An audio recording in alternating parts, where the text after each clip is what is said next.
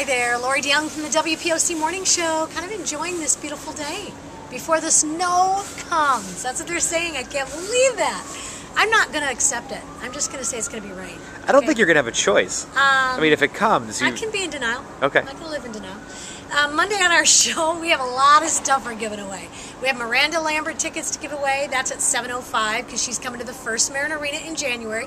You can actually win a pair before you can buy them. They don't go on sale till Friday next week. And then at 8:05, we're doing a brand new contest where, as long as we're on the theme of Miranda Lambert, we're calling it Lambert Lyrics. And we're going to take, if you're the 9th caller, a little lyric from one of Miranda's hits, and I'm going to say it to you, and you have to tell me what the song is. If you can do that, you win her brand new CD, which comes out next week. Then you're also going to go in the grand prize drawing for a guitar autographed by Miranda Lambert. Hello? Cool present, right, St. Pierre? Absolutely. Okay, and then at 8:30, with the holidays coming up, you've got American Girl dolls on a few little girls' lists. You could win an American Girl doll and be qualified for a grand prize of accessories, costumes, all kind of cool stuff if you listen at 8:30.